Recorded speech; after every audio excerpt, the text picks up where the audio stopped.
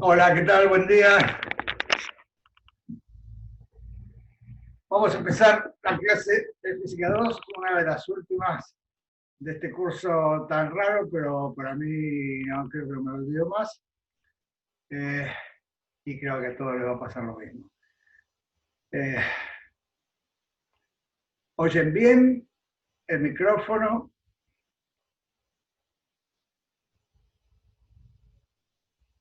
¿Todo bien?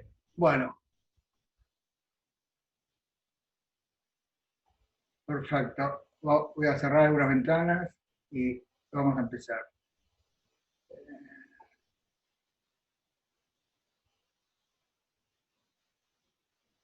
Bueno, bueno, la clase de hoy voy a tocar dos temas que en general no doy porque al haber corrido el parcial, tenemos un par de clases más que lo habitual, 26 clases. Y bueno, uno es en la línea en que estábamos viendo las clases pasadas, que es la línea de la difracción. Ya estamos avanzando, avanzamos mucho. La clase pasada pues, lo pusimos toda la difracción de Fraunhofer en un formalismo matemático muy poderoso y muy elegante, que es el formalismo de la transformación de Fourier. Y vimos que, en definitiva, la amplitud compleja, que es la que determinaba, cuyo módulo al cuadrado determinaba la intensidad en el plano de Fraunhofer, era la transformada de Fourier de una función que se llamaba la función apertura, donde habíamos incluido cómo estaba distribuido el campo incidente y cómo era el obstáculo. ¿Sí? A veces conviene separar esos dos aportes, hablar del aporte solo del obstáculo, que tiene que ver con la forma y la transparencia, y separarlo de la forma que tiene el campo incidente, pero en definitiva lo que aparece es la transformada de Fourier del producto, y en este nivel nos conviene sintetizarlo de esa manera y si hace falta separarlo, ¿no? Como de hecho lo hicimos cuando teníamos iluminaciones de ondas planas que eran uniformes a lo largo de toda la apertura, la abertura, y entonces la función, en ese caso la función apertura dependía de la forma del obstáculo. Pero otros casos donde no había obstáculo también vimos, y entonces, o que lo había, pero el campo incidente, la onda incidente, esa que es la que da origen a todo el principio de Huygens-Fresnel, no iluminaba uniformemente el obstáculo. ¿Sí? Es más, la clase pasada vimos un ejemplo que me parece que quedó un poco desapercibido porque yo no lo redondeé como me hubiera gustado redondearlo. Creo que me fui por las ramas o que me fui a contestar una cosa del chat y después se me pasó. Por eso quería empezar la clase recordando este ejemplo, que es un ejemplo donde la función apertura hace referencia esencialmente a la distribución del campo, y es un ejemplo muy importante físicamente porque la distribución de perturbación en un haz de un láser, ¿sí? La distribución de perturbación transversal a la dirección en la que se propaga el haz de un láser es, no es uniforme, no es siempre la misma en cualquier plano perpendicular al haz, como en una onda plana, sino que tiene una dependencia que es máxima del centro del haz, como está en la figura de la izquierda abajo, y que decae de una manera gaussiana, ¿sí? Con esta función e a la menos algo al cuadrado. Y entonces, vimos la clase pasada que esa función cuadrática queda bien caracterizada por lo que llamaríamos el sigma de la función, que tiene que ver con la raíz cuadrada del apartamiento cuadrático medio con respecto al máximo, ¿sí? Y que tiene una propiedad muy interesante porque la transformada de Fourier de esa función vuelve a ser de ese tipo de funciones. Es decir, que si la función dependía gaussianamente de la coordenada i perpendicular al as, la amplitud compleja depende cuadráticamente de la variable conjugada a la variable i, que es k sub i, es la frecuencia espacial k sub i, y que en realidad siempre es k por el seno en este caso unidimensional, es k por el seno de θ. ¿Sí? O sea, tiene que ver con la inclinación de los rayos en el plano de Fourier, en el plano de Fraunhofer. Bueno, entonces esto lo vimos la clase pasada. Y también hicimos notar que, como en toda transformada de Fourier, la localización espacial, que tiene que ver con este sigma i, era inversamente proporcional a la localización frecuencial, que tiene que ver con el tamaño de la mancha en el plano de difracción. Es más, valía esta ecuación. Esto es nuevo. No lo puse en la clase pasada, pero lo pongo porque, si bien insistí mucho en que la localización espacial era inversamente proporcional a la localización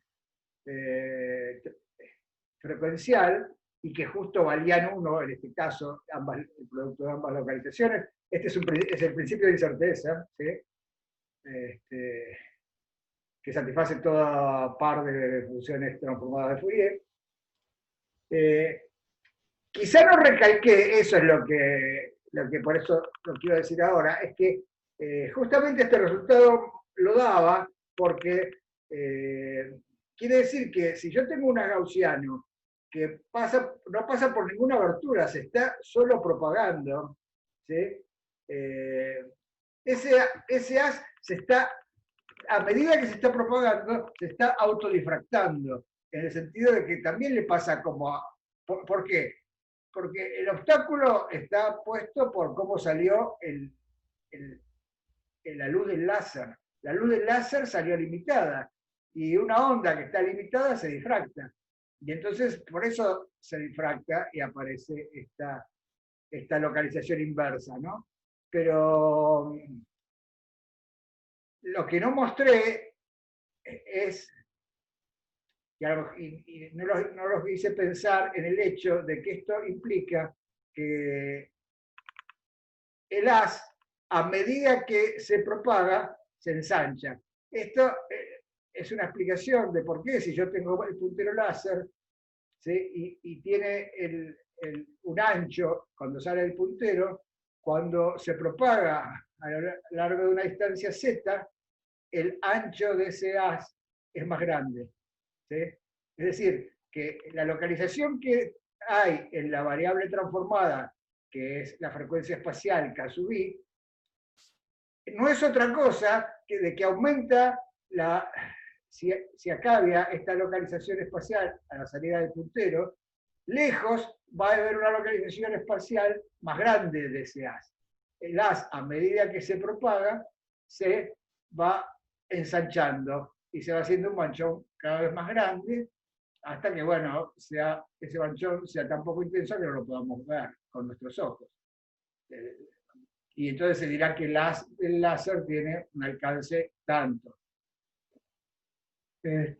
O sea que si se quiere que el ancho del haz a la salida del puntero sea muy finito, bueno, acá va a ser muy grande. Si lo pongo muy grande, va a ser más finito cuando ilumine el plano de Fraunhofer, ¿no? Y fíjense que esta localización espacial que llamé Y sería la coordenada Y de la frecuencia más alta, es decir, de la frecuencia espacial k sub i, que corresponde a la posición de sigma k sub i. O sea, sigma k sub i, por ser k sub i, o sea, tiene unidades de k sub i, ¿sí? Y k sub i es un k por el seno de θ. Entonces, el sigma k sub i, que por un lado es inversamente proporcional al sigma sub i, a la localización de la salida del haz, Ahora, por otro lado, ¿sí? Si yo lo miro acá, es el 2π sobre lambda seno de tita. ¿Sí? Es 2π sobre lambda seno de tita. El tita que le corresponde a este al semiancho del haz. Y el seno de ese tita sería y, la coordenada y sobre z. ¿Sí? Es decir, que acá podemos estimar con esto cuál va a ser el ancho del haz a una distancia z. Y como acá aparece un fenómeno de autodifracción que tiene que ver con que los haces que salen, que no son ondas planas, ¿sí? O sea, obviamente no es una onda plana, porque una onda plana, el sigma sub i sería infinito. ¿Sí? Fíjense, en una onda plana, que sería podríamos pensarlo como una gaussiana de ancho muy grande, donde la iluminación es uniforme, tiende a ser uniforme a lo largo de toda la abertura, en el plano focal de la lente o en el infinito de Fraunhofer, entonces tendría una localización casi muy estrecha, ¿sí? Si la localización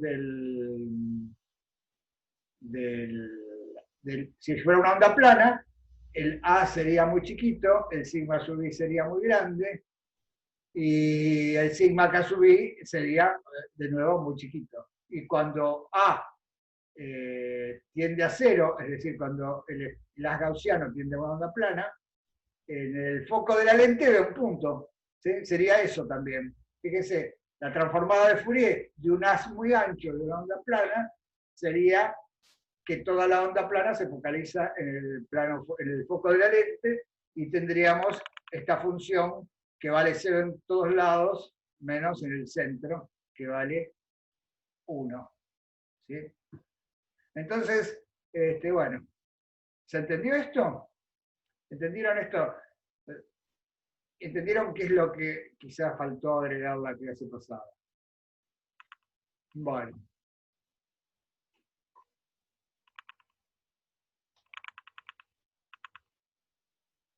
Esto es lo que decía recién. Bueno, nada. Otra consecuencia, vamos a ver otra consecuencia del tema de la... dentro del formalismo de Fourier, otra consecuencia que podemos obtener muy fácilmente, con o sin Fourier, ¿no? Pero que es una consecuencia de la difracción de Fraunhofer. Es lo que se conoce como principio de Babinet, o principio de las pantallas complementarias. ¿Sí? La figura, les muestro dos pantallas complementarias. ¿Sí? Una que es un hexágono en una cartulina opaca, abro un agujero que tiene forma de hexágono. ¿Sí? Y entonces miro la difracción a través de ese agujero en forma de hexágono y la comparo con la difracción que tiene, con la difracción que corresponde a un obstáculo plano con forma de hexágono. Es decir, tengo una función que vale 0, una función apertura que vale, si el campo incidente es uniforme, tengo una función apertura que vale 0 en todos lados, menos dentro del hexágono. ¿Sí? En este caso tengo una función apertura que vale 0 dentro del hexágono, pero es distinta de 0 afuera. Afuera vale el campo incidente. ¿Sí? ¿Se dan cuenta? Esta es la definición de pantallas complementarias. Se llaman pantallas complementarias de las que tienen partes opacas, donde las partes opacas de una se corresponden con las partes transparentes de la otra, y viceversa. ¿No? Entonces, si queda claro la definición de pantallas complementarias, comparemos los diagramas de intensidad de estas pantallas complementarias.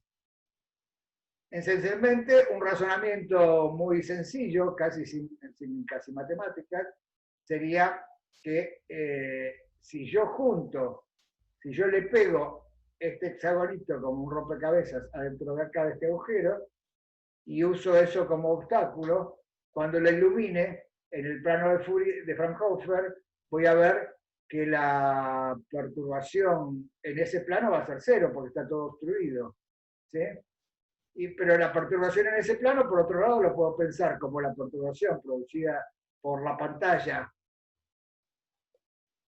con agujero, más la iluminación producida por el hexágono.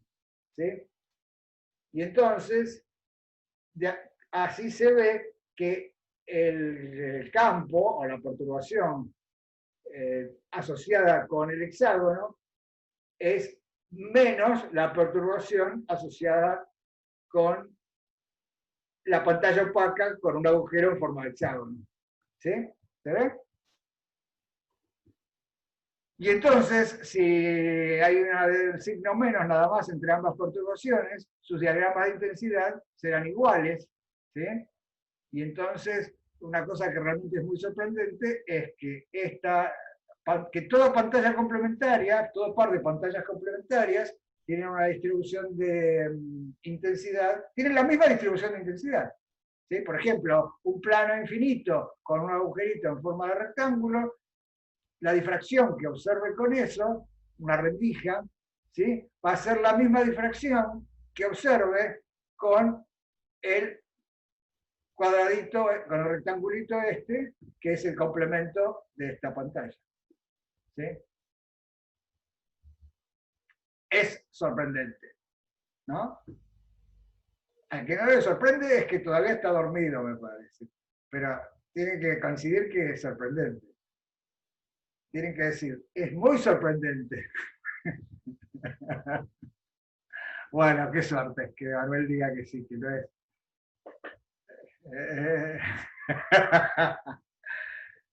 Aún viéndolo dibujado, a mí me sigue sorprendiendo. Bueno. Esto, desde el punto de vista del formalismo de Fourier, sería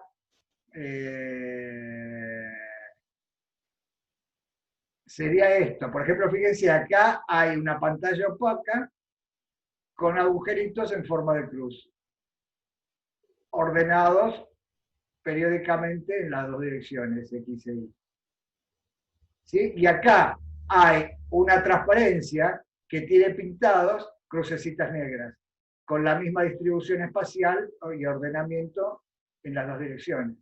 Entonces, esta pantalla tiene una función apertura A de XY, ahora formalizando un poquito más lo que vimos en la transparencia anterior, diríamos que esta pantalla tiene una función A de XY, esta, y que en cambio esta otra, que es la pantalla complementaria, tiene una distribución 1 menos A de XY.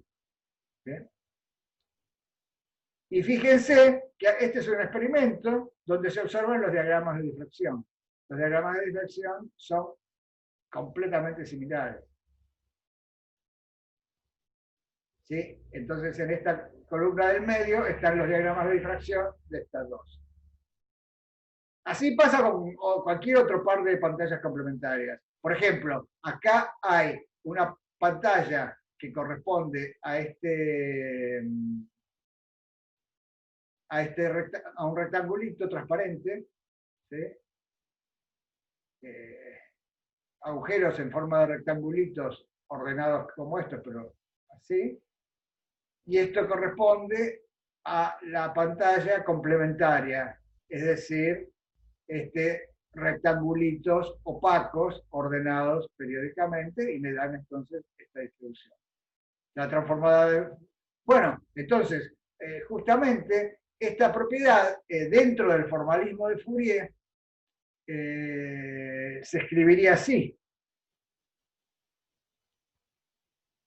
O sea, para calcular y para relacionar la amplitud compleja que corresponde a esta función apertura, a la A de XY, y la amplitud compleja que corresponde a la distribución de amplitudes, que es la complementaria, que sería 1 menos A de XY, como en estos ejemplos de acá, lo que tendría que calcular es la función es la transformada de Fourier de esta función. Y entonces, la transformada de Fourier, lo noto con esta letra, porque me conviene ahora usar algo para, como que esta f aplicada a algo me da la transformada de Fourier de ese algo, ¿no? Entonces, yo tengo una función de apertura que es 1 menos a de xi, esta que está acá, y la transformada de Fourier de eso, debido a que la transformación de Fourier es lineal, la transformada de Fourier de una suma es la suma de las transformadas, entonces la transformada de Fourier me da la transformada de Fourier de la función 1, constante en todos lados, igual a 1 para todo valor de xy, menos la transformada de Fourier de la otra, que está con las crucecitas blancas. ¿Sí? Y entonces, bueno, por un lado, acá entramos en camisas de 11 varas, como se diría, porque resulta que la transformada de Fourier de una función constante, sí, aunque acá lo dije y a nadie le parece, todo el mundo me siguió acá, me parece, cuando dije, si acá yo quisiera tener una función constante, tendría que poner un sigma sub i cada vez más grande, muy grande, una función muy desparramada, que tenga un sigma sub i muy grande. ¿Sí? Y entonces, la transformada de esa función, que acá en este caso siempre siguen siendo gaussianas, pero ahora, esta es una gaussiana muy achatada y muy desparramada, ¿sí? Y acá tengo una gaussiana que termina siendo muy concentrada y muy picuda, con el pico en cero. ¿Sí? Y entonces en el límite, eso me da una cosa. La transformada de Fourier de la función constante resulta que es esta función que vale 0 en todos lados, menos en el origen que vale 1. ¿Sí? Entonces, ahora hablamos un poquito de eso que dije, pero fíjense que hasta acá, que se había entendido perfectamente, la...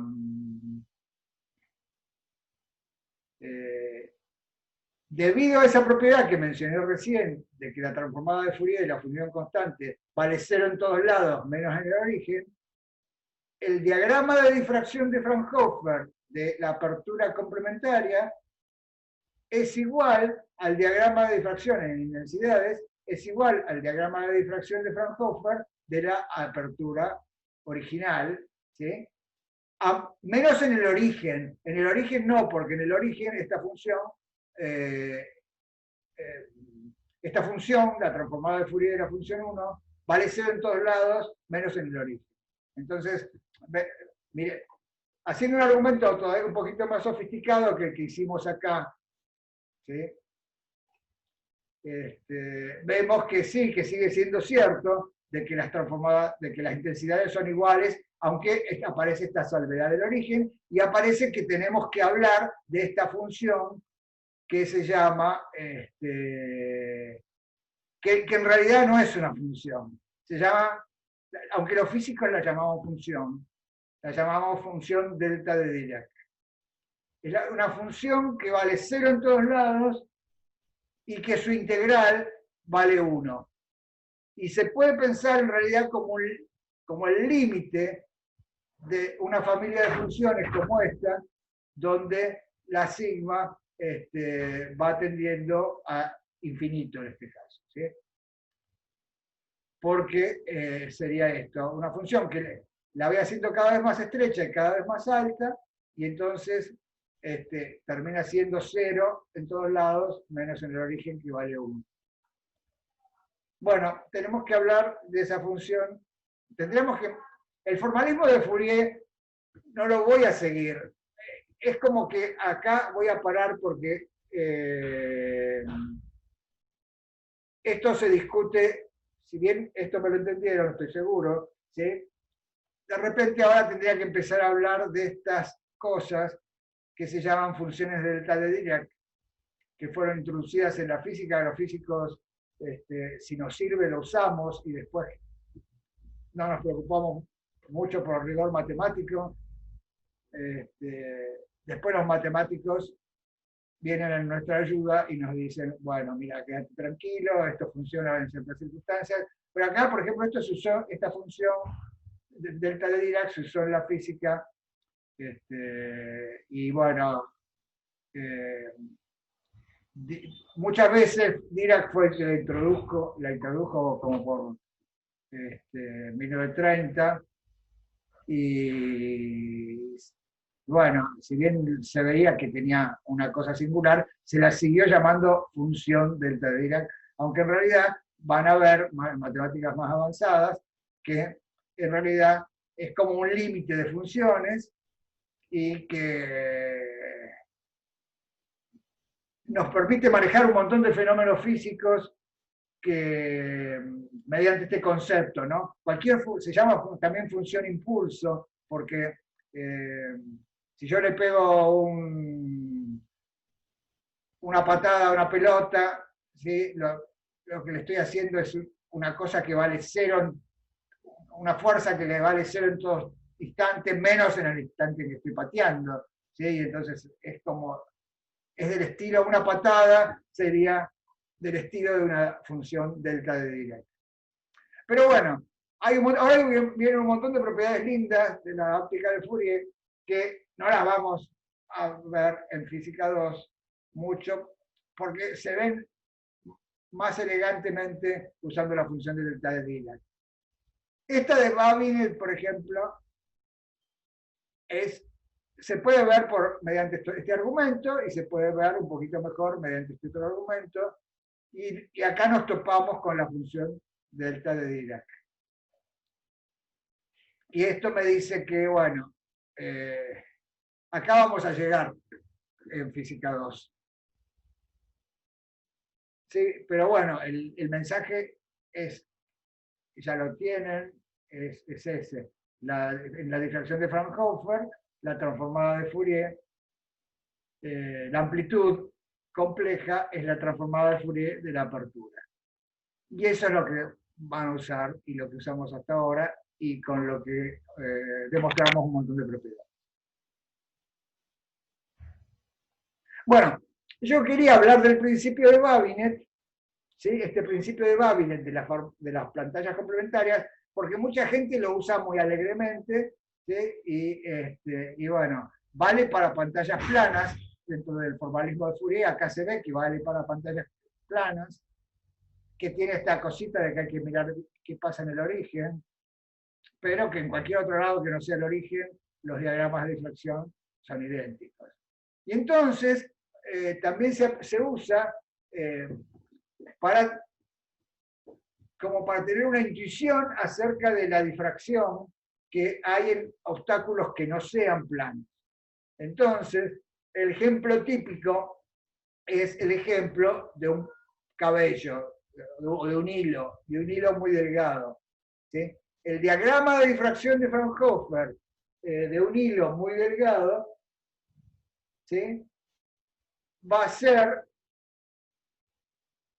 de acuerdo con esto, si vale el principio de Babinet, siempre que valga el principio de Babinet para este elemento 3D, que sí que vale porque un cabello es muy delgado y entonces la luz incidente lo ve casi como una tirita, de opaca, ¿sí?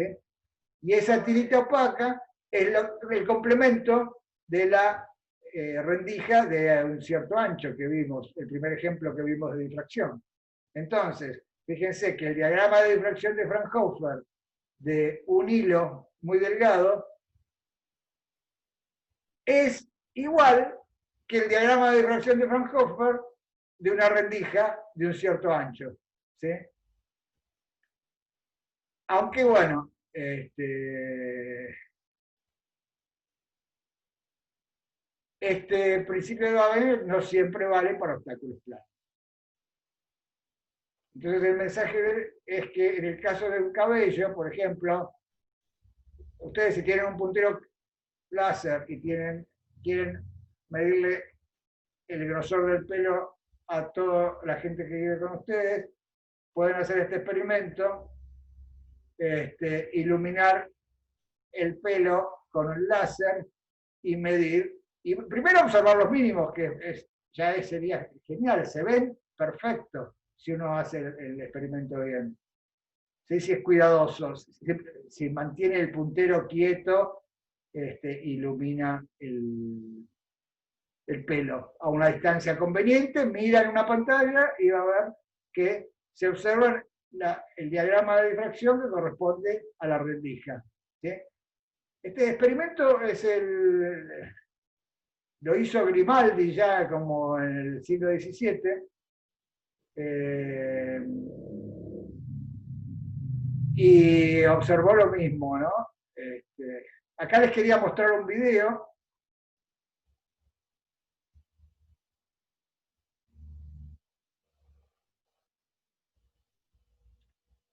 A ver.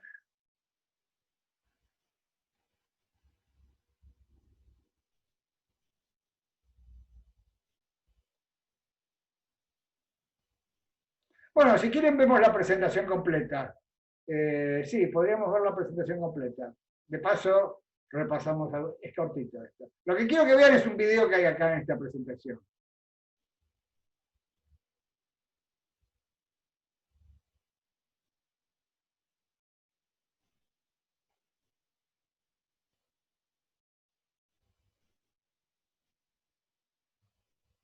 Este es un trabajo que se hizo en algún laboratorio avanzado, creo que en la Universidad de Valencia, algunos alumnos hicieron este trabajo.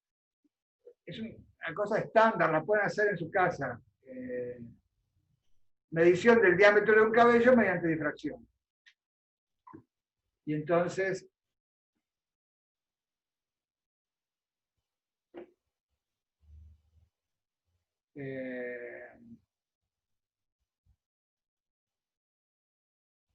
bueno, el objetivo es ese, medir el diámetro de un pelo mediante la difracción de la luz. Y entonces lo que hicieron es eso, ver que no todos los cabellos tienen el mismo grosor y entonces se midieron el diámetro de los cabellos de la gente, de los compañeros del grupo, de los integrantes del grupo.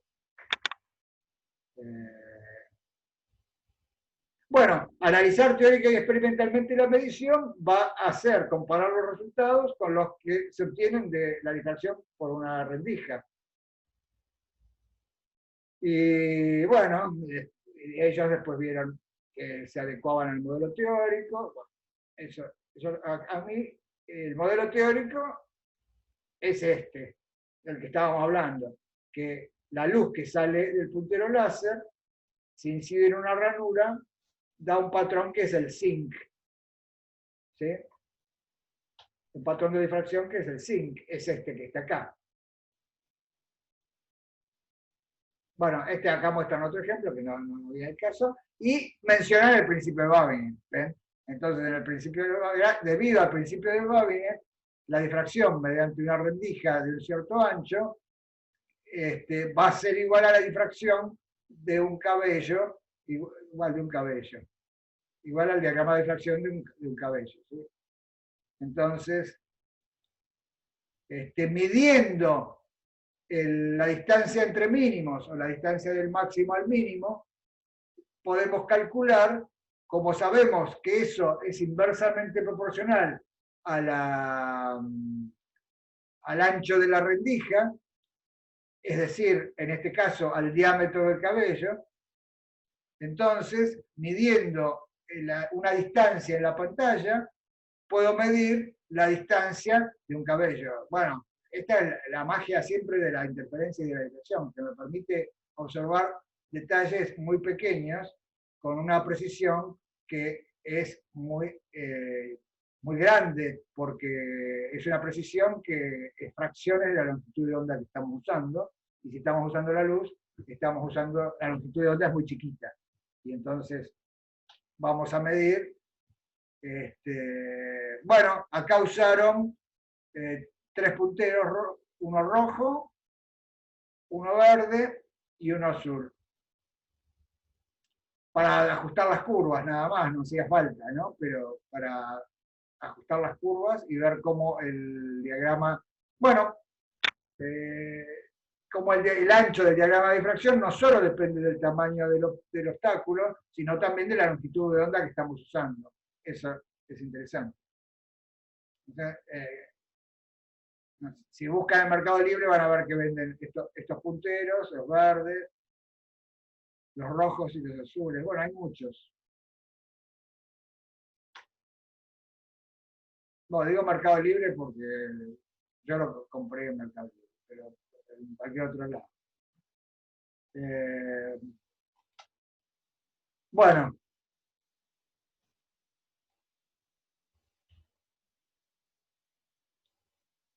Acá va el video que quería que vieran. ¿Sí? Cómo arreglan un cabello, lo ponen, lo pegan con cinta adhesiva a la salida del puntero.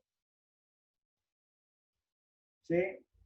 Y entonces, después, a ese puntero láser lo posicionan, en vez de sostenerlo con la mano, lo posicionan en alguna mesa, algo para que poder medir tranquilamente. Ven acá, lo posicionan así, y en una pared pegan un papelito y observan la difracción. Aquí está. Acá se observa la mancha central y los mínimos, ¿sí? Y entonces, sobre este papel que estaba pegado en la pared, pueden ir y hacer marcas y medir, o medir directamente, ¿no? ¿Sí? Por ejemplo, ven, hacen una marca ahí, otra marca acá.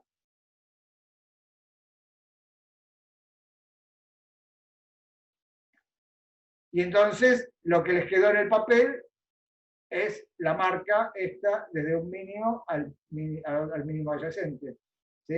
O sea, esto es inversamente proporcional al diámetro del pelo.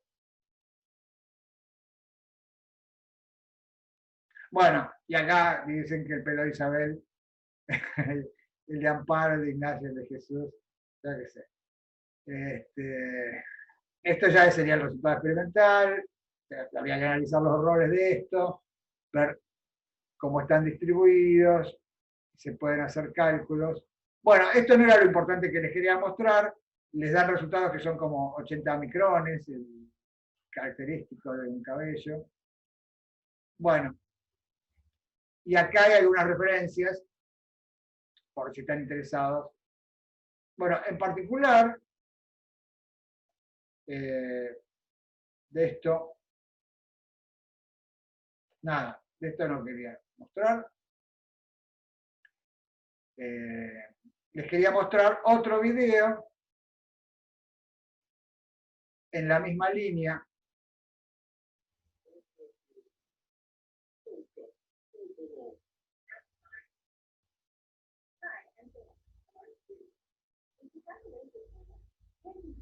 Safely, try this. Take a hair, perhaps use a coworker, and tape it in the cardboard frame. Otra manera de hacer el experimento es lo mismo, ¿no? Pero miren. Making sure that the laser hits the hair. You should see a pattern of light. Este está más profesional en el sentido que el video está más profesional y entonces lo van a ver mejor cómo se hace, cómo hacer el montaje. Esta es la pantalla y este es el diagrama de difracción.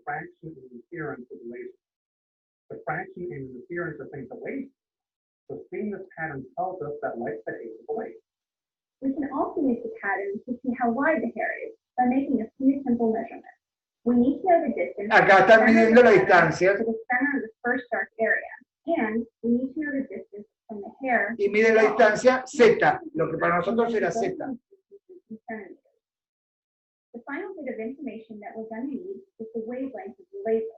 Y necesitamos conocer la longitud de onda del láser. If it isn't, You can use 650 nanometers if you're using a red laser pointer, or 532 nanometers if you're using a green one. We can now use this equation to calculate diameter. The variable n is a counter that keeps track of which minimum we use. And since we use the first one, n is equal to 1. Lambda is the wavelength of the laser light, which for us is 532 nanometers. As far as the sign of theta is the angle measured off the main beam that lands on the minimum. And theta is small. Since it's small, we can use a small angle approximation. So the sine of theta simply becomes the distance we measure. Y acá usan la aproximación parcial. El seno lo aproxima por la tangente. Divided by the distance of the wall, which in our case was 880 cents. Doing a little math, we find that the diameter of the hair is about 53,000 nanometers, or about 53 microns. Claro, a este le dio 53 micrones. We can measure the diameter of the hair directly. Y acá lo miden About 0.002 con un aparato mecánico. is about 51 microns. Thanks for watching. I hope you'll join us again. Y ven que coincide lo que miden con el calibre este y lo que midieron con la difracción. Bueno, estaría genial que hagan el experimento si tienen un láser, un puntero. Vieron que es fácil, no hay ningún secreto, es simplemente pegar el pelo en un cartón, iluminarlo y mirar lejos, ¿sí? Ojo con no mirar directamente el láser y nada más.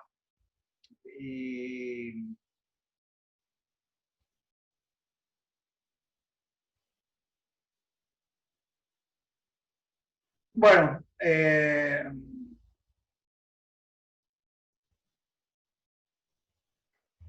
el principio de Babinet, mucha gente lo aplica directamente a obstáculos ya casi de cualquier forma, no solo a un pelo donde uno se puede creer que un pelo se parece a una obstrucción, ¿sí? Que un pelo es el complemento de una rendija, ¿sí?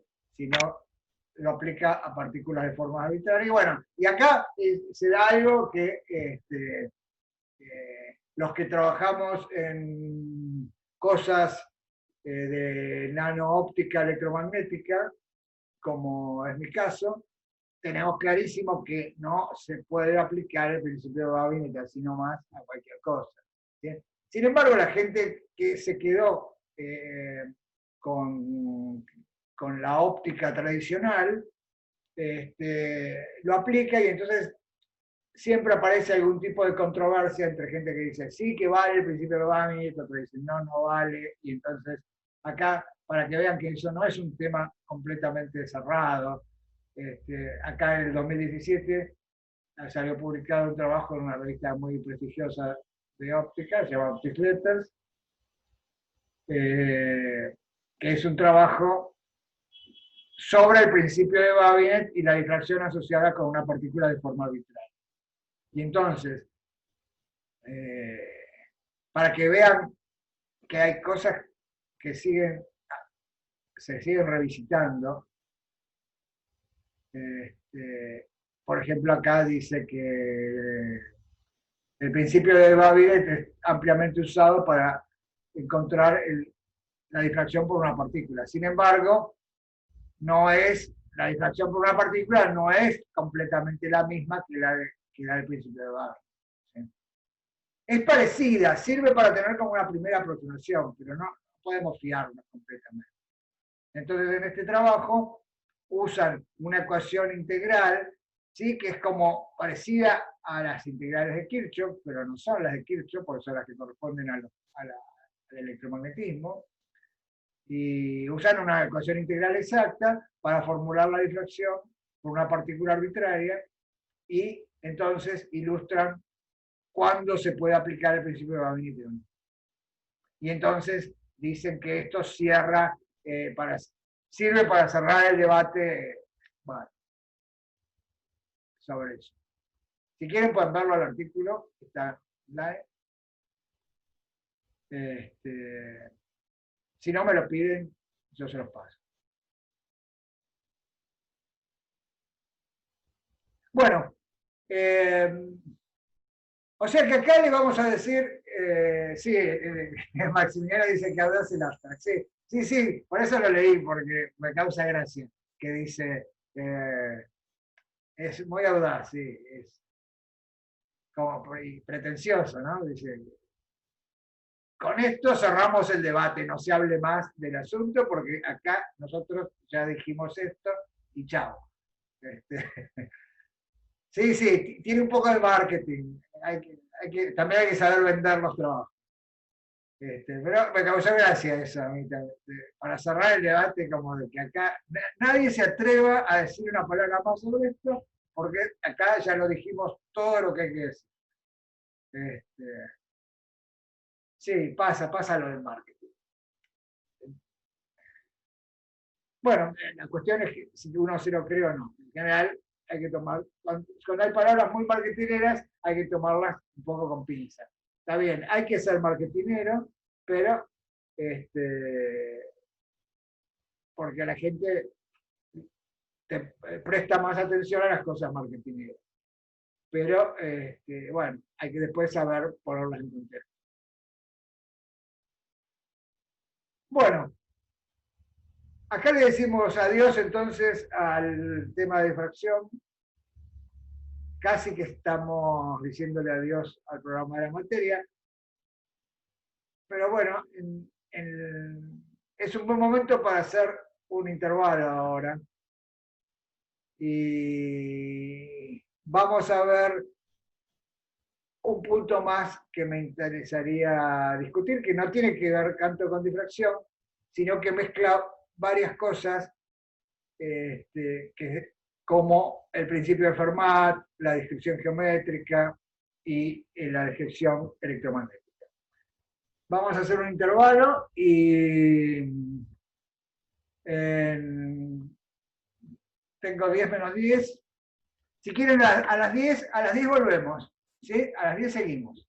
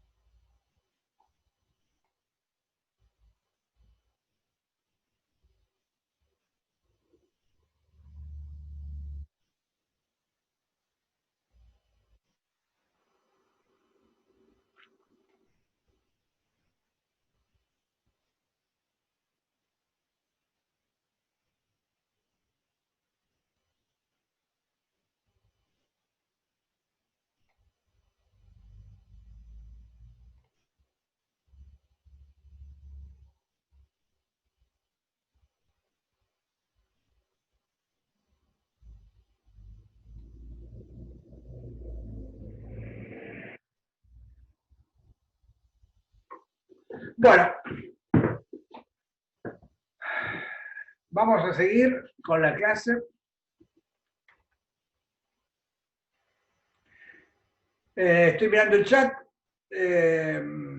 Gastón preguntaba, duda técnica, si lo que sigue va a entrar al final o solo se toma esta difracción. Bueno, lo que sigue, van a ver que tiene que ver con todo.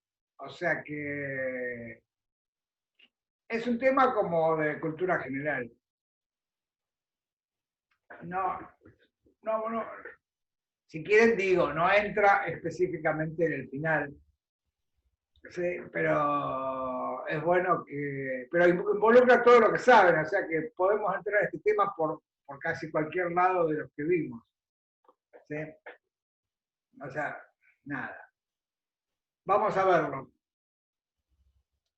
Yo creo que viene bien en el sentido de la acotación que hace Gastón, de que lo elegí porque es un tema, primero que es muy lindo, es muy elegante el tratamiento, y es un tratamiento que mezcla lo que sabemos hoy en día sobre la luz como una onda electromagnética con, y que fuimos picando un poco en el curso y que los puede haber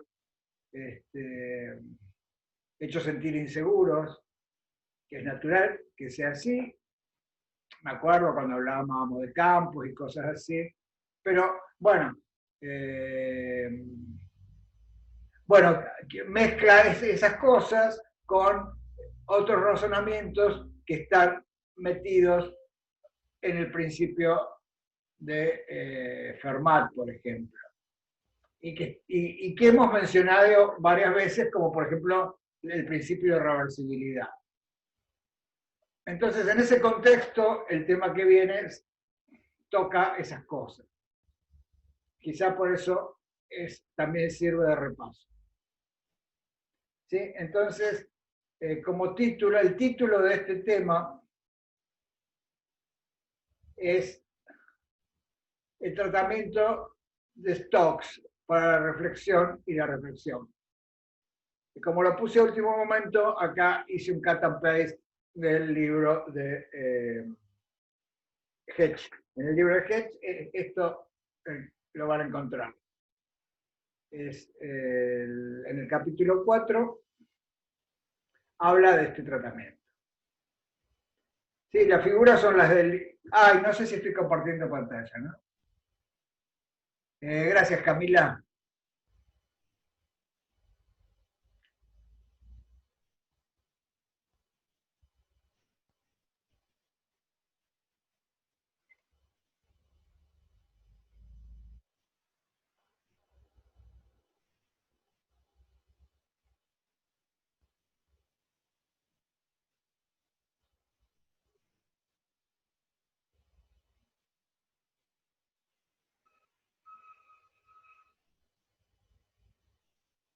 Acá hay un bache en la producción.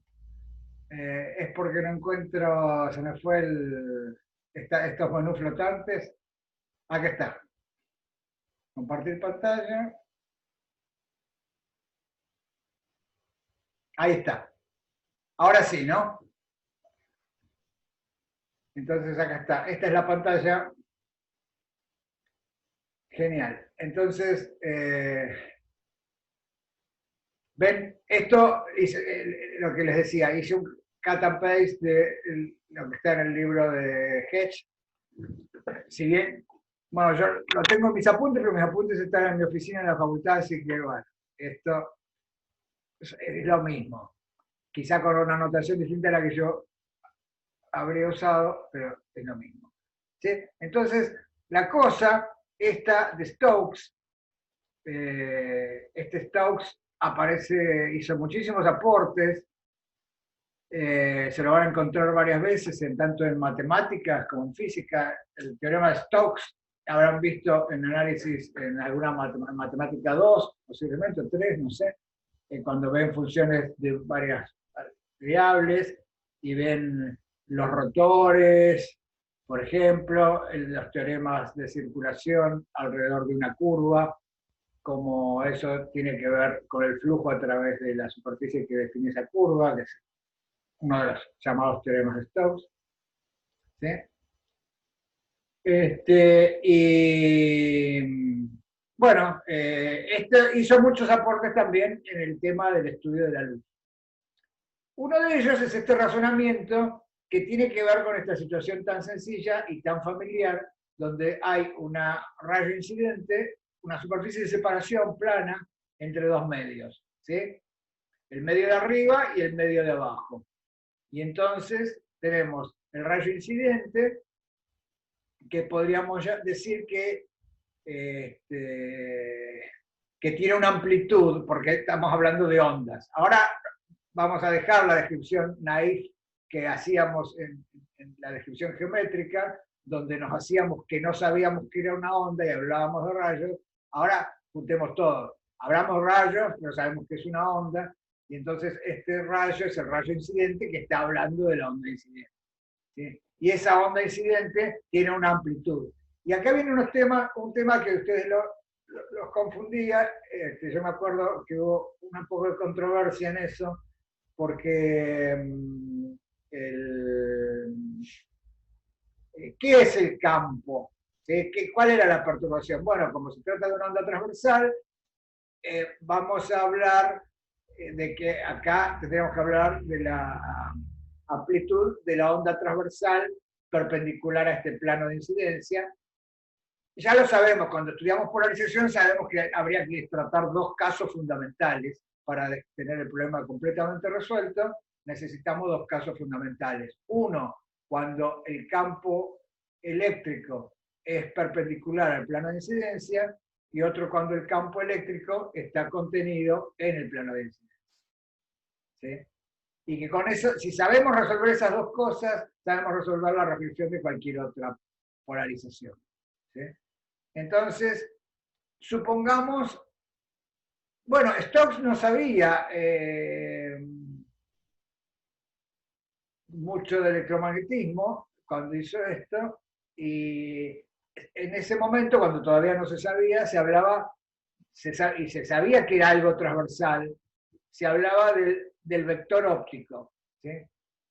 Es decir, que hoy en día sería lo que el campo eléctrico.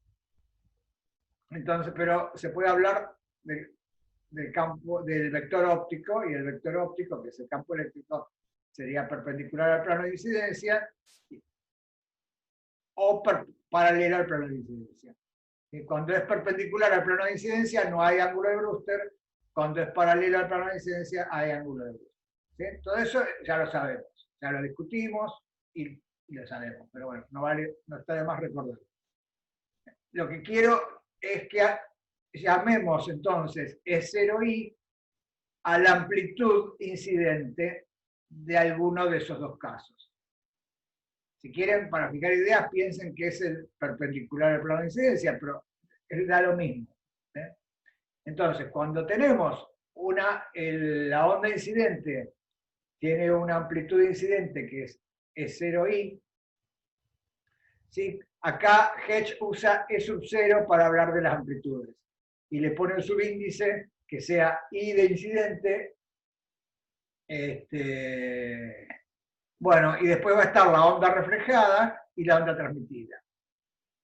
Hasta acá, todo les tiene que resultar familiar, ¿no? Ahora, también les tiene que resultar familiar el coeficiente de reflexión, que lo definimos. El coeficiente de reflexión es el cociente entre la amplitud reflejada y la amplitud incidente.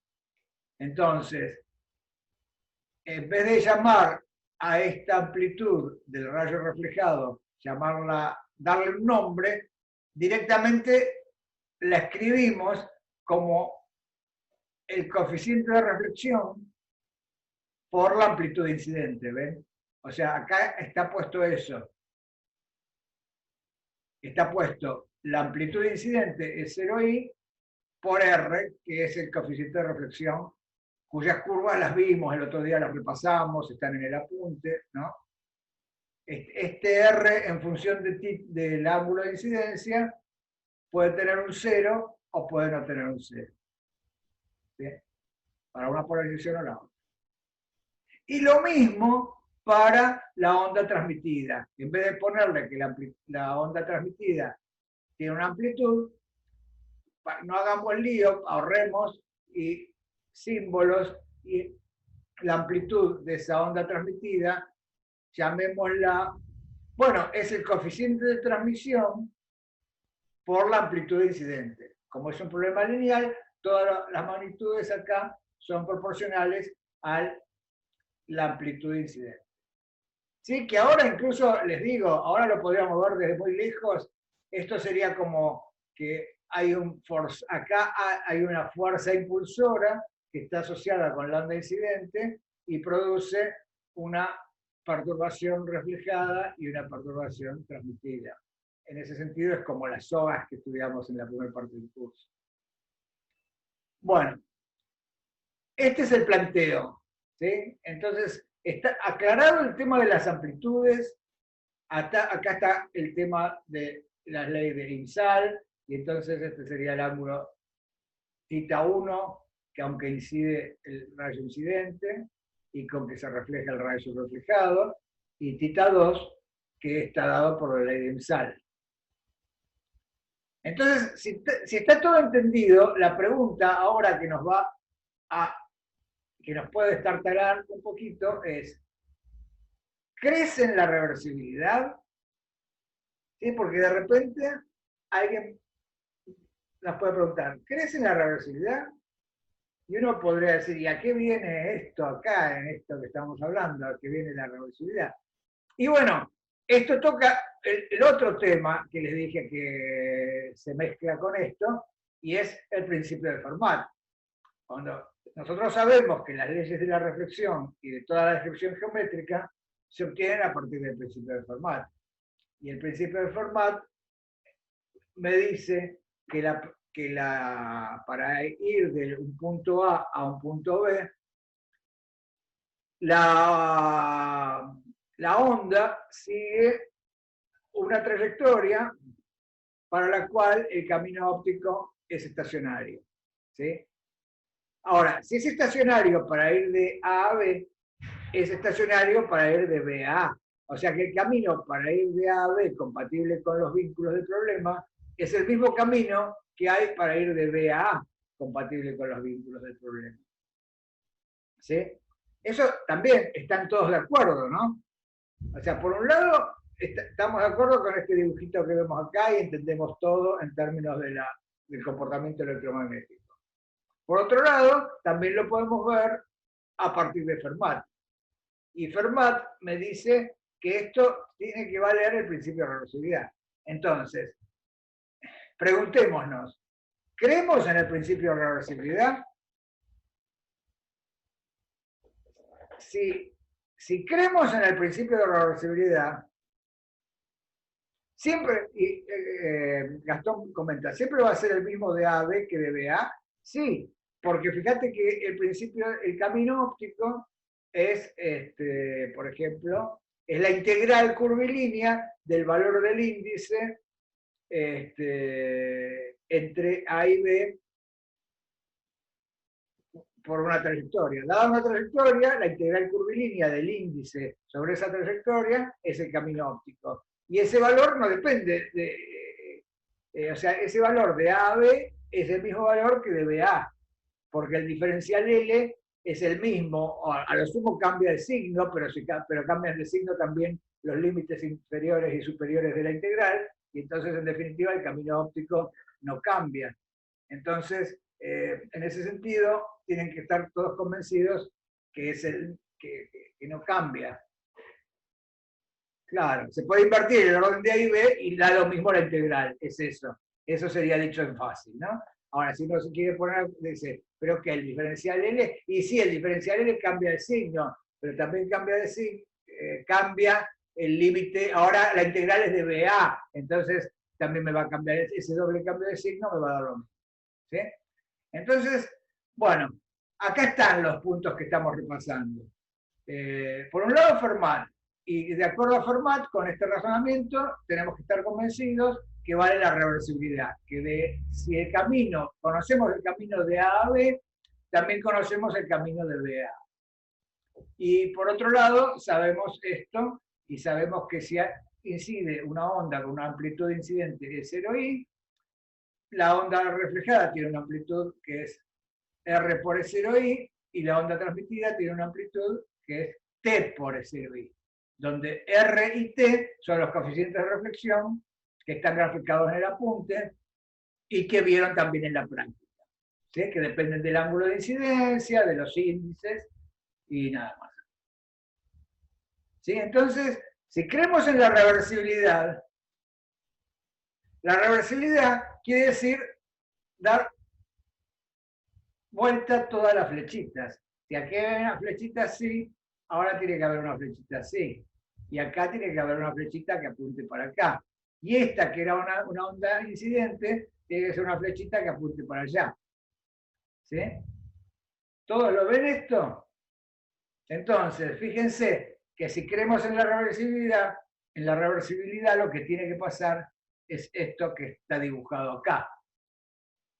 Es decir, que si yo tengo una onda incidente que incide con el ángulo θ1 y con amplitud es 0i por r, y otra onda incidente de abajo que incide con el ángulo θ2, que está relacionado con θ1 a través de la ley de Imsal o de Snell, ¿sí?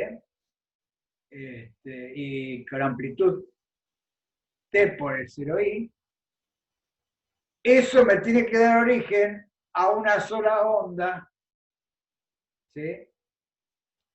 Que tenga una amplitud igual a la incidente.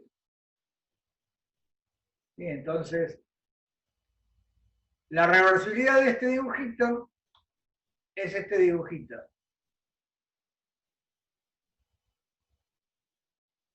¿Y qué objeciones le pondrían ustedes a esto si tuvieran ganas de pelear ahora?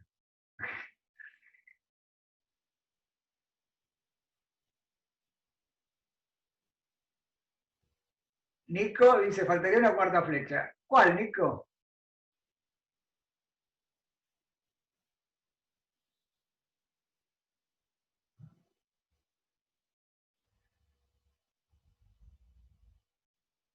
Claro. Sí, parece sensato, ¿no? Lo que están diciendo. Uno dice, pero que si hubiera una onda incidente de abajo, esta onda incidente de abajo tendría que dar una onda reflejada, que tendría que estar acá, con un ángulo de reflexión θ2. Y Manuel también hace otra objeción, que también es muy razonable. Si hubiera una onda incidente, no solo tendría que dar lugar a una reflexión acá, sino también tendría que dar lugar a una transmisión. Bueno, acá esta podría ser la transmitida, ¿no? Pero es cierto lo que dice Manuel. Y también tendría que haber transmisión de esta otra incidente de acá arriba. Esta otra incidente de acá arriba tendría que dar no solo la reflexión esta, sino también tendría que dar, claro, faltan un montón. Claro, fíjense que faltan un montón. Perfecto, me encanta lo que contestaron. Falta. Si esta es una incidente, le faltaría la reflejada y la transmitida de esta incidente. Pero también, si esta es una incidente, faltaría la reflejada, que tendría que estar relacionada con esta, y también faltaría la transmitida de esa reflejada. ¿Sí? Entonces, Stokes hizo este razonamiento y se preguntó,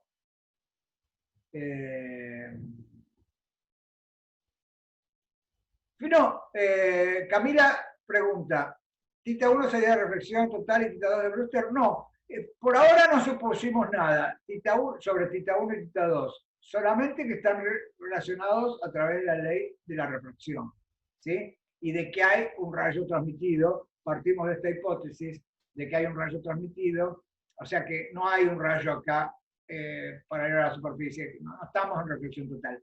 No hicimos ninguna hipótesis sobre el índice de arriba con respecto al índice de abajo, pero sí hicimos una hipótesis de que acá dibujé un rayo transmitido, entonces este ángulo θ1 no es es menor que la reflexión total. ¿Sí? Si el índice de arriba fuera mayor que el de abajo, este θ1 no es reflexión total. Pero, y tampoco nada sobre Brewster, no no supuse nada sobre los valores de tita 1 y de tita 2. Y no supuse nada sobre los índices. Salvo, lo único que supuse sobre tita 1 y tita 2 es que tita 2 es un ángulo real, ¿sí? Que puede ser mayor o menor que tita 1, si el índice de arriba es menor o mayor que el de abajo, pero que está, que no tiene una parte imaginaria como cuando hay reflexión total. Genial. Bueno, Camila.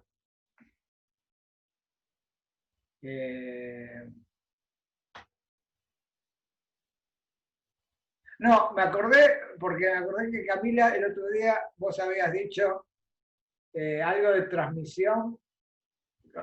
Yo estaba en el jueguito. Después resulta que le mostré el jueguito a alguien y cuando vi que estaba escrito transmisión, que estaba mal escrito. Y ahí me acordé que Camila había dicho algo en el chat y que yo lo tomé como que algo que no se entendía. Y ahora me parece que vos, Camila, quisiste decir que estaba mal escrito, ¿no? ¿Es así? Porque digo, ahí me cerró que vos habías hecho un comentario. Ah, bueno, no.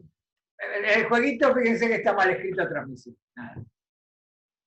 Bueno, me fui por las ramas. Entonces, estábamos en esto. ¿Sí? En que tenemos esto, es la situación estándar, tanto vista desde la descripción geométrica como vista desde la descripción electromagnética, y después ahí nos acordamos de Fermat y de la reversibilidad. Y entonces decimos, uy, Fermat me dice esto, pero por otro lado, ustedes hicieron objeciones que yo también haría. Es que entonces si esto es así, acá faltan rayos. Entonces, en la siguiente vamos a dibujar esos rayos. ¿Sí? Y ese es el tratamiento que hizo Stokes, el razonamiento. Stokes dijo, sí, pero fíjense, si hubiera un rayo incidente, que es este que corresponde a dar vuelta al reflejado, ese rayo incidente con amplitud R por E0I tendría que dar lugar a un rayo reflejado que tendría una amplitud que es esta amplitud incidente por el coeficiente de reflexión. ¿Sí? Es decir, que habría este rayo que está como más delgadito, menos negro que el otro, acá hay dos rayos, ¿sí? Este que es más grisecito, tendría una amplitud, como por corresponder al reflejado de este incidente, tendría una amplitud que sería la amplitud incidente R por E0I multiplicada por el coeficiente de reflexión, que es R. ¿Sí? Entonces, tendría esto. Y ahora, el otro rayo que faltaba dibujar es el que correspondería al transmitido original dado vuelta. Y entonces, ese transmitido original, que tenía una amplitud T por E0I, ahora se transforma en un incidente y tiene que dar lugar a un transmitido.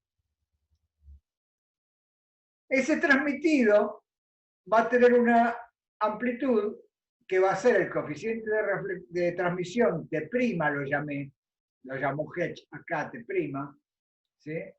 Porque no es el mismo T que antes, porque el T de antes era cuando iba del medio 1 al medio 2 con el ángulo θ1, y en cambio este T' es el coeficiente de transmisión cuando voy del medio 2 al medio 1 con un ángulo de incidencia θ2.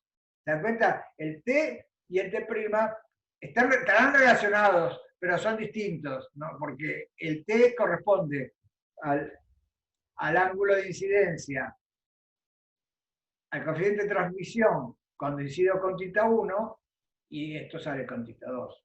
Y cuando voy del medio 1 al medio 2. Y en cambio, el T' es cuando incido con θ2 y voy del medio 2 al medio 1. Nada, ese es el punto a tener en cuenta. Lo importante es que en la dirección θ2 están yéndose dos rayos que antes no estaban en este dibujito. Había uno solo, era el incidente. Entonces, la pregunta es, ¿cuál sería la conclusión de estas dos maneras de razonar si las dos están bien? Si está bien lo de la reversibilidad y está bien todo lo que dijimos antes, ¿cuál sería la conclusión acerca de estos dos rayos comparados con este E0i?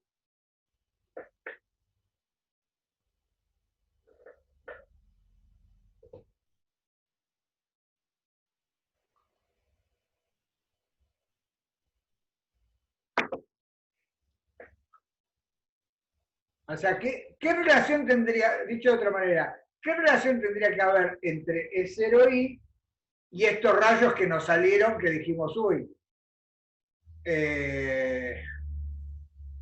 estos son otros rayos? ¿Son el transmitido del de abajo? Sí, ok, lo dice ahí, lo dice acá. Bueno, quería que lo pensaran.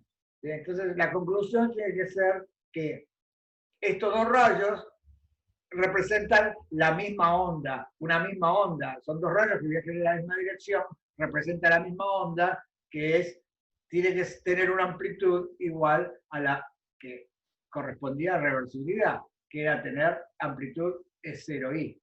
Entonces, fíjense que esto de estar convencidos de la reversibilidad y del tratamiento electromagnético que podíamos haber hecho de esto, ondulatorio, ni siquiera electromagnético, para que las dos cosas sean consistentes, tanto la reversibilidad como el tratamiento ondulatorio. Entonces, en la dirección θ2 tiene que haber una onda que viaja, que tiene la amplitud, que es la suma de estas dos amplitudes.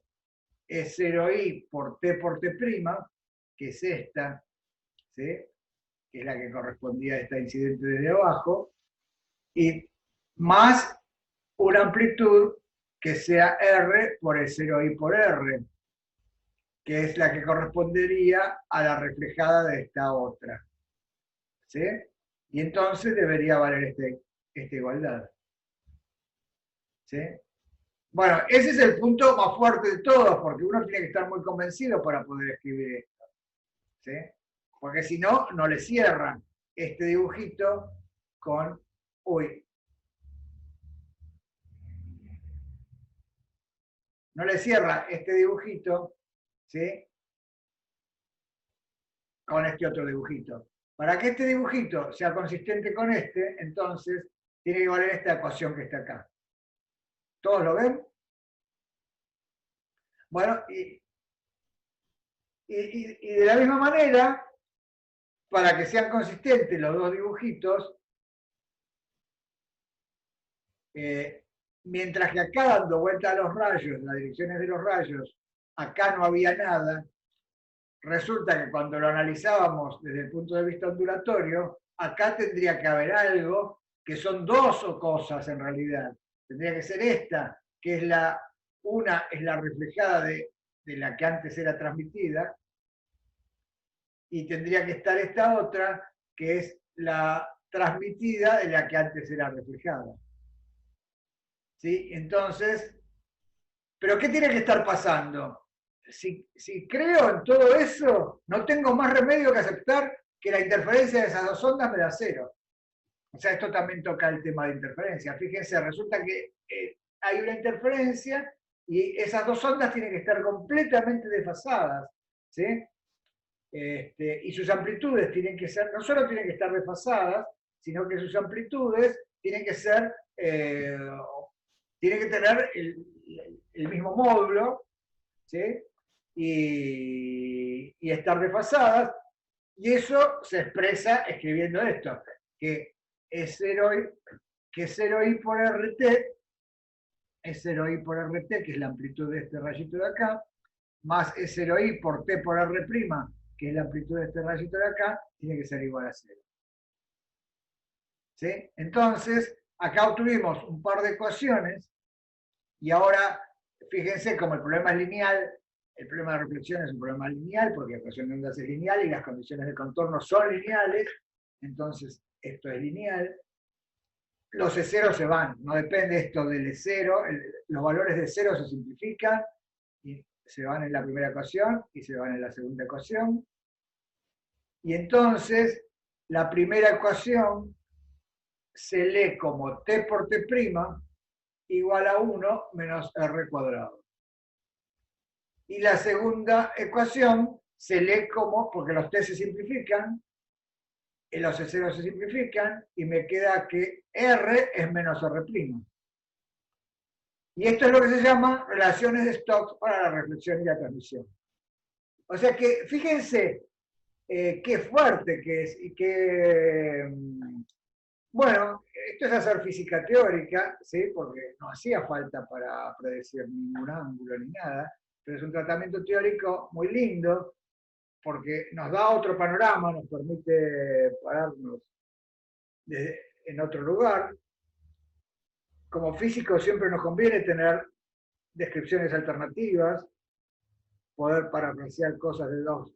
Y acá tenemos un caso muy elegante, muy lindo, donde tenemos un problema que se ve desde dos puntos de vista. Y que si quiero hacer si esos dos puntos de vista yo estoy convencido que son correctos y los quiero hacer congeniar, de repente puedo sacar más resultados. Y esos resultados, fíjense que tienen que valer más allá de que estos sean ondas electromagnéticas, de que sea modo TE o que sea modo TM, o de que sean ondas acústicas. O sea, es algo muy fuerte, es una cosa, una relación, un vínculo que le pone la teoría a los coeficientes de transmisión y de reflexión. Resulta que si yo hago una teoría de las ondas sísmicas y saco unos coeficientes de reflexión y transmisión, para ver si no me equivoqué, por ejemplo, podría ver si se satisfacen estas relaciones. Si no se satisfacen estas relaciones, hay algo que hice mal, más allá de todo. O sea, esto es súper general. Y pone a prueba un montón de cosas que vimos en el curso. Y simplemente ahora me gustaría discutir un poquito más esto de T y T', ¿no? Que son T y T' están de alguna manera relacionados, pero fíjense que ¿en qué difieren T y T'? Bueno, eso lo vamos a ver en la próxima transparencia. Y otra cosa que también me gustaría hablar es que fíjense que esto de alguna manera es reminiscente a lo que dijimos cuando veíamos interferencias y decíamos que además de la diferencia de camino que había, de la diferencia de fase asociada a la diferencia de camino que había en un interferómetro, había que agregarle la diferencia de fase adicional producida por reflexiones. ¿Sí? Y entonces, había como una regla que habíamos dicho en el caso de la luz, y es que si la luz iba de un medio menos denso a uno más denso, había un salto de fase en pi. En cambio, si iba de uno menos denso de uno más denso a uno menos denso, no había salto de fase en pi. Fíjense que esto no me está diciendo justo tal cual eso, pero lo que me está diciendo es que si hay salto de fase cuando voy de 1 a 2, porque el R y el R' el R es cuando voy de 1, se refleja en 1, yendo hacia 2, mientras que el R' se refleja en el medio 2, yendo hacia el 1. Entonces lo que me dice esta relación es que si hay un salto de fase cuando voy de 1 a 2, no lo tiene que haber cuando voy de 2 a 1. Bueno, es algo que se observó experimentalmente. Justamente el experimento del espejo de Liouville lo que muestra es eso, es que la franja central pegada al espejo, que debería ser un máximo de acuerdo a Young, resulta que es un mínimo y eso se debe al salto de fase. Y eso está expresado acá, en este signo, ¿no?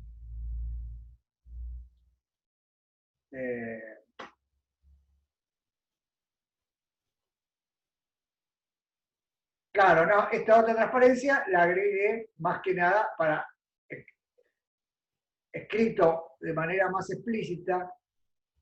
El T'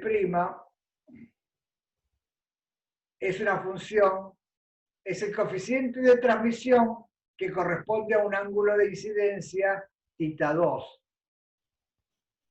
Mientras que el T es el coeficiente de transmisión que corresponde a un ángulo de incidencia θ1. El T es cuando voy de 1 a 2 y el T' es cuando voy de 2 a 1. Entonces, nada, cuando pongo que el R' es igual al menos R, ¿sí? Fíjense que acá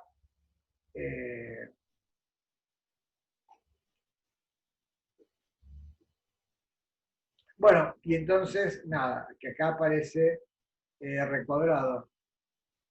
T por T' es 1 menos R cuadrado. De nuevo, esto también es reminiscente de algo que tendría que ver con la conservación de la energía, pero no es la conservación de la energía, ¿no? O sea, esto, el R cuadrado tiene que ver con la energía reflejada, pero T por T' no es tan obvio y no es así, ¿no? Bueno, ¿entendieron? Este es el razonamiento de Stokes, el tratamiento de Stokes.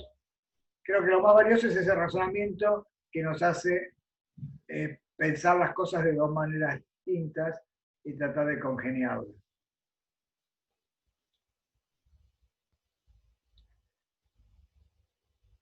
Bueno, nada, esto ya sería meterse en cosas que no son ya tan fundamentales, pero son, bueno, se los copié porque estaba en el Hedge, que uno lo podría evaluar, dicho de manera sencilla, es que esto yo lo podría evaluar para el T, para el R que corresponde a transverso eléctrico, o para el R que corresponde a transverso magnético. ¿Sí? Y entonces, si fuera el R que corresponde a cuando el campo eléctrico está en el plano de incidencia, que es cuando hay Brewster, y este ángulo fuera el de Brewster, ¿sí? Entonces, fíjense que el R valdría 0. No, repito, si el problema original hubiera sido con el vector óptico en el plano de incidencia, que es cuando existe un ángulo de Brewster, y ahora sí, si θ1 fuera el ángulo de Brewster, el R en ese caso sería 0. Y entonces uno dice, ay, pero esto, a ver, y entonces el R' también es 0. Bueno, el R' sería el coeficiente de reflexión que corresponde a un ángulo de incidencia θ2, ¿sí? Y sería el coeficiente de reflexión que corresponde a un ángulo de incidencia θ2 desde el medio de abajo. Y entonces, ¿cuál sería la conclusión de esto cuando θ1 es el ángulo de Brewster? Cuando estoy en el modo de polarización en que el campo eléctrico está en el plano de incidencia y θ1 es el ángulo de Brewster. ¿Cuál sería la consecuencia de esta igualdad?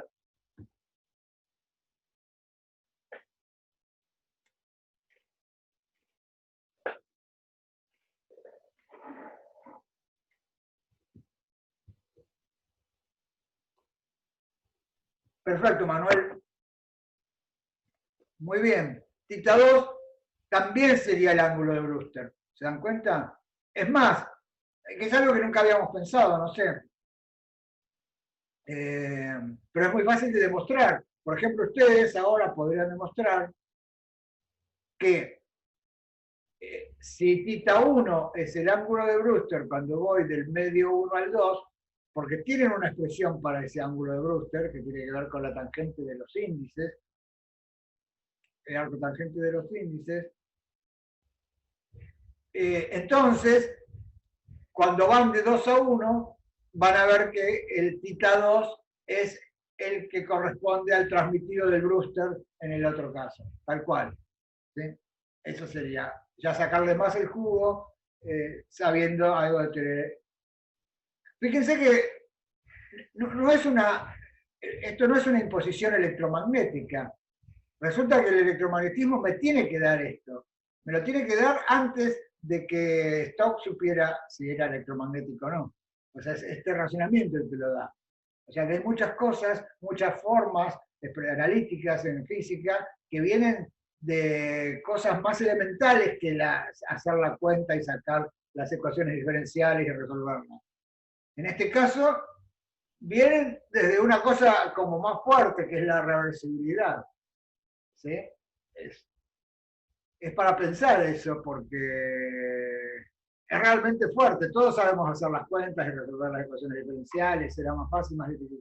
Pero esto es como algo más poderoso que tiene que ver con la reversibilidad, y lo mismo pasa con las simetrías. ¿Sí? Entonces, nada, a ver si hay alguna cosa que me estoy olvidando acá. Por eso se los puse por si lo quieren ver en detalle, porque esto hay que pensarlo. ¿Sí? Entonces, se puede evaluar en las dos polarizaciones, ¿no?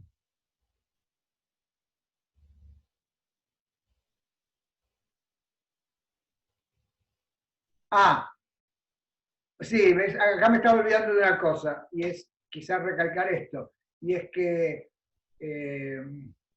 ojo, porque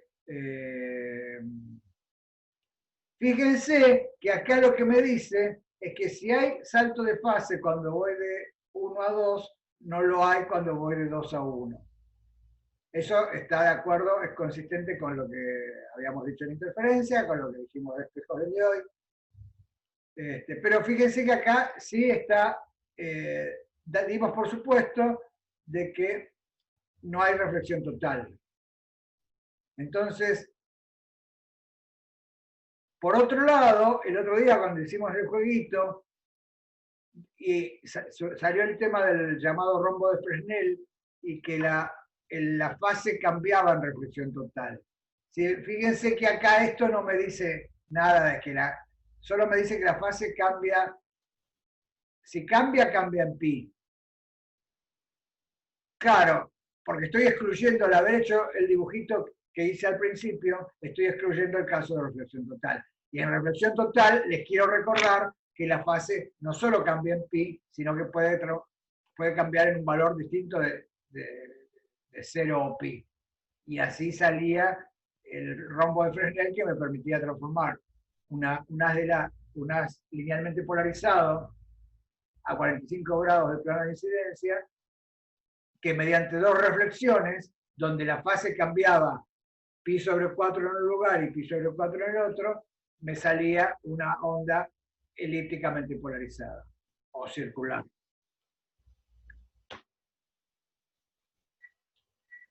Bueno, hoy es una clase más corta, vamos a parar acá.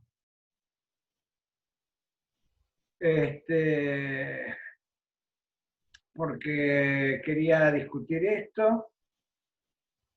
Y bueno, no me va a dar tiempo para otro tema que vamos a ver la clase que viene, que podríamos llamar temas así integradores, ¿no? Como este tema de Stokes es un tema integrador, o sea que, porque integra muchas cosas. Más que nada es para un disparador de que ustedes se hagan preguntas y estén más seguros. Así que bueno, vamos a parar acá, y si quieren charlar de alguna duda que tengan, de algún comentario que quieran hacer, estaría buenísimo.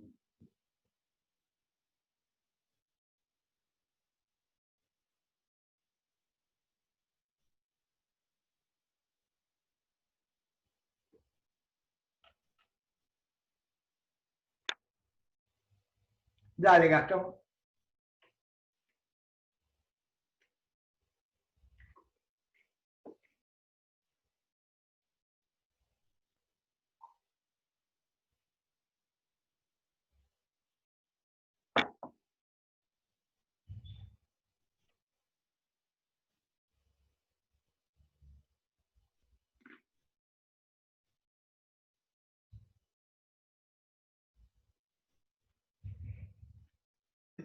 Mala suerte, justo se me habían enredado los auriculares. Bueno, Me hace un poco de ruido. Nosotros partimos con la reversibilidad a partir del principio de Fermat.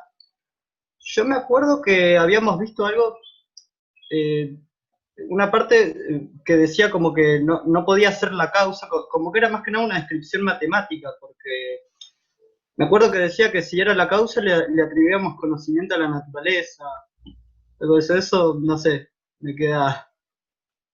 Claro, claro, entiendo lo que decís.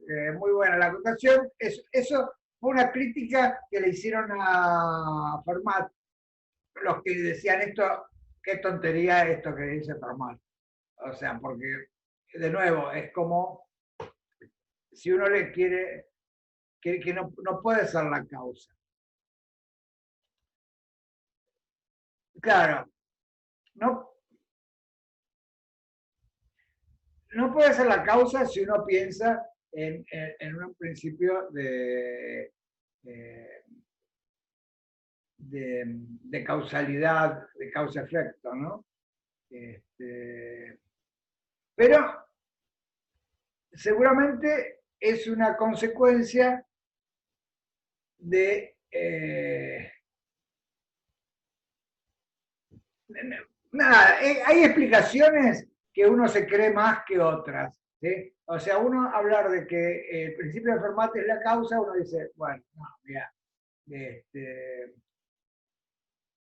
son preguntas que son más metafísicas, porque como físicos solo nos importa si funciona o no funciona, si describe la realidad, si coincide con los experimentos, si eso me sirve para entenderlo de otra manera, pero en el fondo el juez definitivo es el experimento, ¿no? Entonces,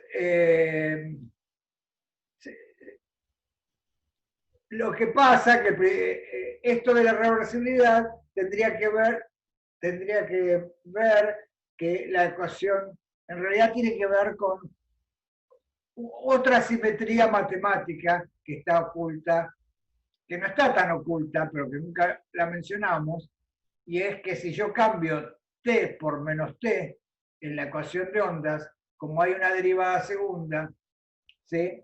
La ecuación es invariante. Y entonces cambiar t por menos t es poner la película para el otro lado. ¿Sí? Es empezar la película del final para el principio. Y entonces en ese sentido, a la objeción que le hacían a Fermat, le podríamos decir, bueno, mira, no hablemos de esto, de Fermat, pero hablemos de que yo sé que se satisface la ecuación de ondas. Y fíjate que la ecuación de ondas es invariante si yo hago la transformación, le cambio el signo a t, pero le cambio el signo a t, como hay derivadas segundas, ese signo se compensa y la función solución de esa ecuación diferencial es la misma. ¿Sí?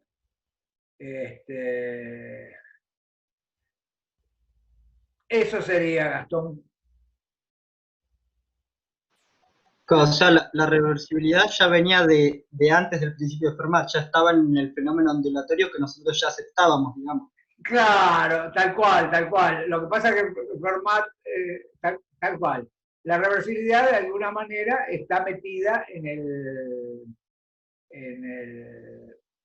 la ecuación de ondas, que es un principio que se obtuvo a través de experimentos, pero después lo usamos como principio, como formulación.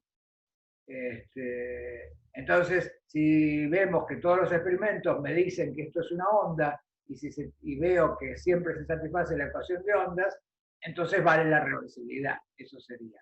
Ahora, Fermat la hizo. Es como tiene alguien el otro día comentaba, ¿no? Como que tiene algo místico en el sentido de que como no habla de todo esto de que si cambio t por menos t', si hago las derivadas y cambian de signo, sino que lo dice así de una manera tan compacta, es como que parece que hay algo más. Y no sé si hay algo más. Es más. Es más elegante, es más... Y a lo mejor me sirve para entender otras cosas. De hecho, la mecánica clásica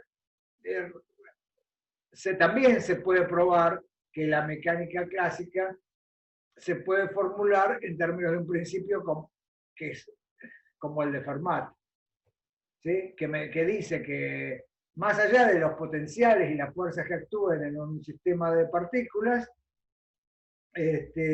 la trayectoria que hacen esas partículas sometidas a esos potenciales y a ciertas condiciones de contorno son aquellas que minimizan, que hacen extremo, igual como Fermat, en la mayoría de los casos se minimiza, una cantidad que sería el análogo del camino óptico, que es la acción. Y entonces es el principio de mínima acción, se llama. ¿Sí? Y el principio de mínima acción es como, después es una cosa que después se puede generalizar más fácilmente a... tiene que ver con el lagrangiano, ¿sí, Gastón?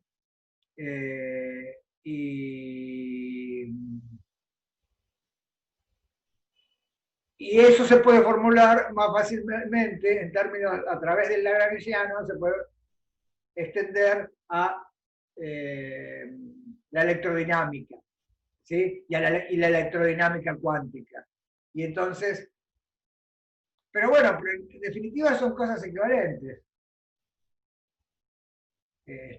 Y una puede ser más seductora que la otra, quizá.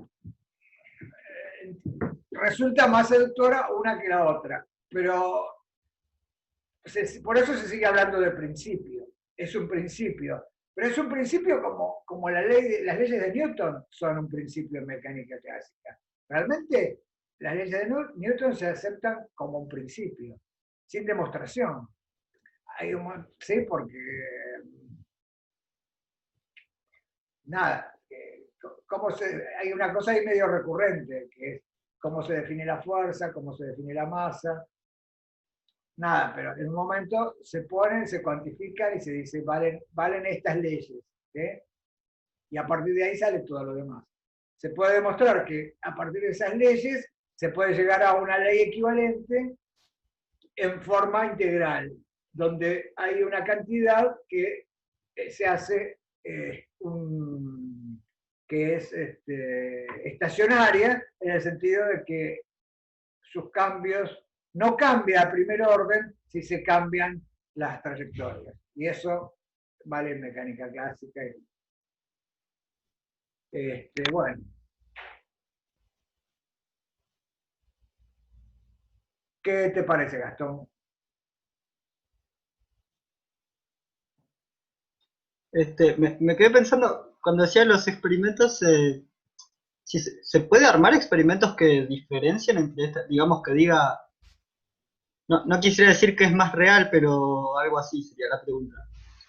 Digamos, ¿qué vale más? O, no sabría cómo decirlo. Sí, pero te entiendo.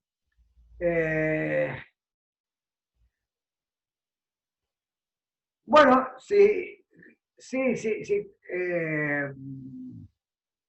Por ejemplo, la mecánica clásica se sabe que cuando se acerca a velocidades cercanas a la de la luz deja de valer y entonces hay que usar la mecánica relativista. Resulta que la mecánica relativista se puede poner en términos de un principio de mínima acción, agregándole simplemente cosas, ¿sí? Y en ese sentido sigue valiendo como un principio retocado de mínima acción. Pero nada, en el fondo están basadas en lo mismo, en experimentos que demostraron que vale la mecánica relativista. Si hubiera algo, la verdad que no sé, es una muy buena pregunta. ¿Habrá algo que permita decidir cuál es más fundamental? En principio, en todas las cosas que en la historia de la física no hubo nada. Siempre están estas descripciones equivalentes, que son, siempre que hay principios de mínima algo o principios estacionarios, así, siempre esos principios son sí, solo sí, unas ecuaciones diferenciales. ¿Sí? O sea, las leyes de las ecuaciones de onda, sí, solo sí, o a veces ni siquiera es el sí, solo sí. En el caso de la ecuación de ondas, de la luz, Fermat es más reducido que las leyes de Maxwell, porque me describe solo los caminos, y las leyes de Maxwell tienen más cosas, me describen las energías asociadas a esas ondas. ¿Ves? Ahí tendrías, hablando de esos aspectos, la teoría diferencial basada en las ecuaciones ondulatorias que surgen de las ecuaciones de Maxwell son más fundamentales que el principio de Fermat, porque el principio de Fermat solo me habla de trayectorias, mientras que las otras ecuaciones no solo me habla de las trayectorias, sino que también me habla de la dinámica de las energías que están involucradas en esas interacciones. Y en ese sentido, ¿ves? Ahí sí yo te puedo decir, mira, esto es más fundamental que lo otro. Si estoy hablando de que quiero saber la dinámica.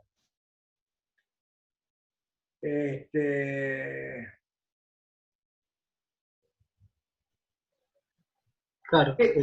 Bueno, al final sí resultó ser muy interesante para pensar. Es para pensar, sí, está muy bueno. Está muy bueno. Gracias, Gastón. No, gracias por dar este tema, me gustó mucho. Bueno, me alegro. Bueno, entonces, ahora sí, damos por terminada la clase de hoy y nos vemos el viernes. Hasta el viernes.